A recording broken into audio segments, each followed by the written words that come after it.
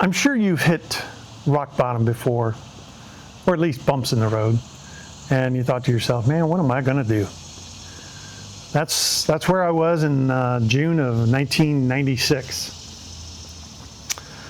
I had just learned that, the wife was not faithful to me. I had gone through several months of flying to Europe and living over there for a year in Belgium to try and repair my marriage. But ultimately, there was nothing I could do about it.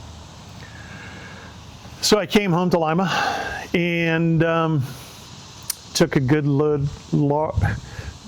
hard look at myself and asked myself, what am I going to do? And I know a lot of you out there have asked that same question. What am I going to do now? So I kind of looked at times I had in the military over in Germany and Belgium, and really enjoyed taking pictures. And, even looking back when I was younger, we had a camera. Of course, film was, expensive back then, and you had to take it in, and it was expensive to get developed. But I said, well, maybe I should go to school for photography. And so I researched the school down in Dayton, Ohio, and it was called Ohio Institute of Photography and Technology. And went down and visited, liked what I saw, and I said, okay, let's do this. Let's get a degree in photography. So I moved down to Dayton, actually Vandalia. With the help of my GI Bill, I started going to college. Got an apartment across from Dayton International Airport. Yeah, fun times. Not only that, they had a skeet shooting place right there that sometimes I'd get up on Saturdays because, they were shooting guns. I got a job as a security guard on the other side of Dayton International Airport with a company called Whack and Hut, funny name. And so I would work there at night. I'd sleep during the day, go to school at night full time, and then go back to work. So I started that in June '96. And it was interesting because I was 30 at the time, or soon to be 30. So I was going to school with a bunch of younger kids, as I called them. And it was funny to hear what they were thinking. They were talking about they're training the Army to invade the cities. And I heard it and laughed. They were like, what? I go, it's called mount training, and the next couple of wars are going to be fought in the cities.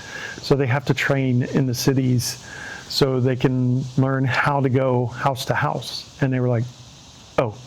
So I just kind of laughed and went on. Just a side story. It's funny. So about, 97 sometime, maybe.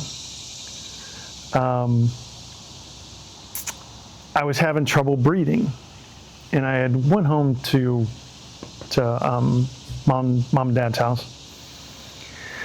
and said something about it, and they were like, well, maybe you need to go into the hospital, because I still had dependent care with the military, because technically we were still married.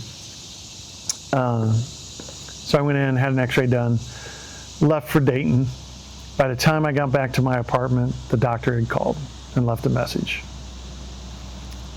I was listening to the message, and all I heard was, it could be lymphoma.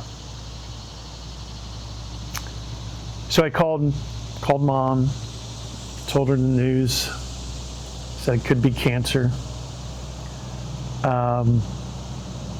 Was really distraught.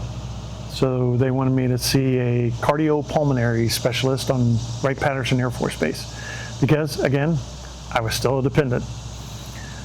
So I went in, and my left foot was hurting that day, but I got to CT, and then I went into the ER there, and they x-rayed it, and they go, no, there's nothing wrong with your foot. And I said, this happens a lot. They said, there's got to be something wrong with it. And they said, we don't see anything. So looking back over time, about every 6 months for the better part of 2.5 years, because this was still happening when I was in Belgium, that every 6 months I couldn't hardly walk because my foot hurt so bad that I just could not work. Or I could not walk. I couldn't do anything. So I went back to see the specialist a week later.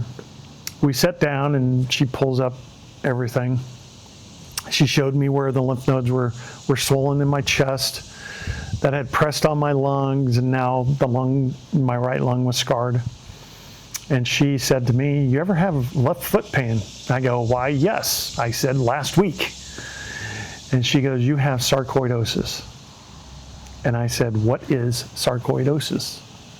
She goes, it is swollen lymph nodes in your chest. Most people get it, don't even realize it, and it just goes away on their own. Mine did not. So I said, well, how do we treat it? And she goes, with prednisone. I said, what's prednisone? She goes, it's a steroid. And I was like, great. And so it was 40 milligrams. So if you ever have Medrol dose packs, it's a step down pack. And I think a lot of times they start you at 5 milligrams. Okay, mine was 40 for months. And yeah, it was not good stuff because it stops your immune system or hinders your immune system, I think. And so you just can't stop. So once you start it, you got to wean yourself off of it. But in the process of that, I get roid rage. And I took my prednisone just before I went to work. By the time 2,000 people were coming through the gates, I was totally pissed off from these steroids. And I mean, they weren't supposed to do this to me, but I was pissed every night. And I said to my captain, you better put me in a van and get me away from people, or otherwise I'm going to rip somebody's head off. And so that's what we did. And usually about an hour later, hour and a half, it subsided, and I was okay the rest of the night. But yeah, I even told the specialist that. I said, it's just killing me, man. It's giving me rage big time, for about an hour and a half, then it goes away. So here I am. I'm going to school full-time. I'm working full-time, and I have this mysterious disease because they don't know how it was formed. They don't know what causes it. They didn't know anything. They just knew it was, hey, let's give it this name. And going forward, my brother has the same disease, my older brother.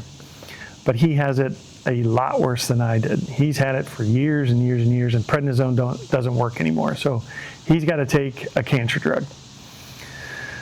But now, through research and everything, his doctors tell him that sarcoidosis is an offshoot of tuberculosis.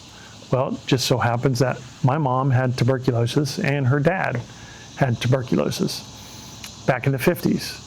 So mom was too young to be put in the local TB hospital that they built here to quarantine all the people with tuberculosis.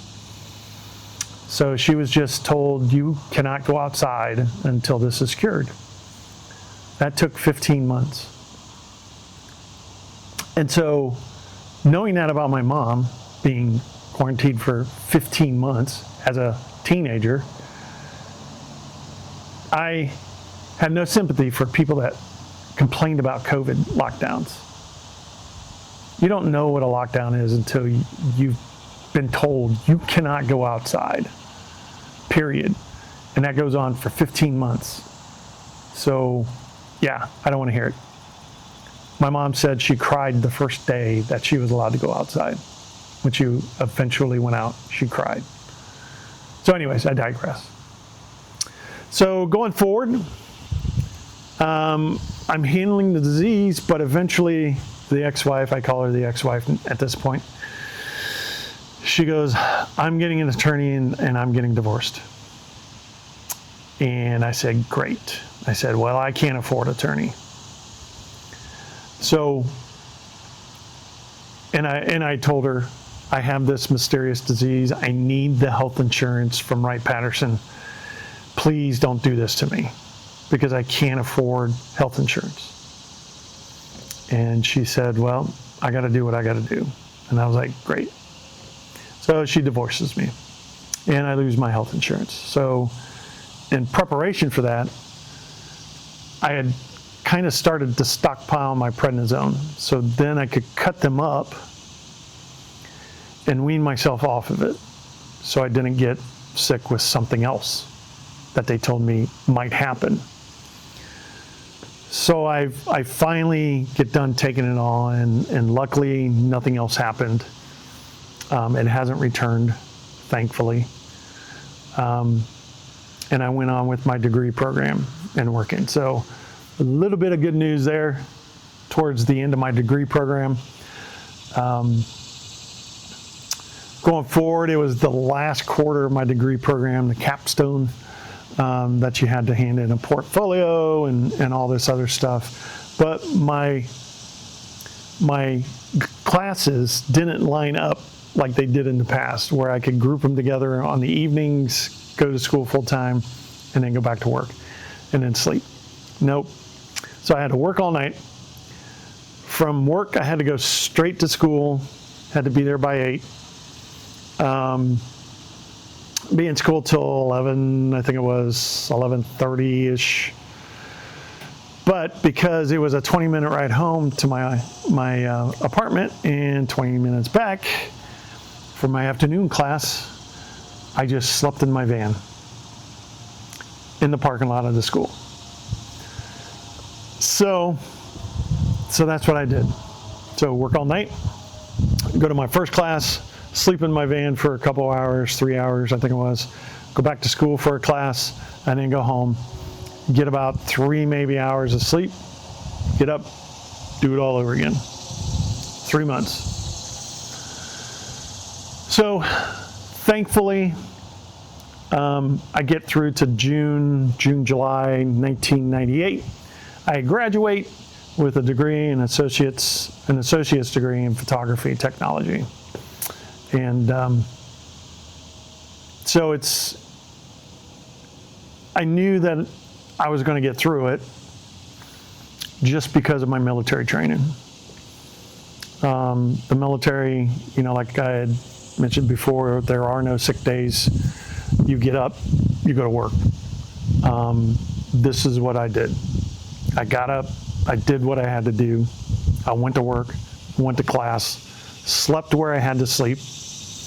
Went back to class, went home to sleep, and did it all over again. And I said, these are just 3 months, Jeff. You can make it through the last 3 months. And that's what I did. So when you hit that bottom,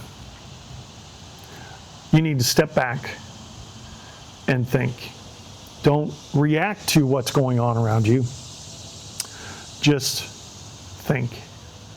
Think about what your goal is. Where do you want to go with your life? I had to think that way because I didn't have anything. I didn't have a career. I didn't have money. I had to think, what am I going to do? How am I going to get there? And that's what I did. Several bumps along the way with the disease, but it was, I could do this. I have to do this. The goal is over here.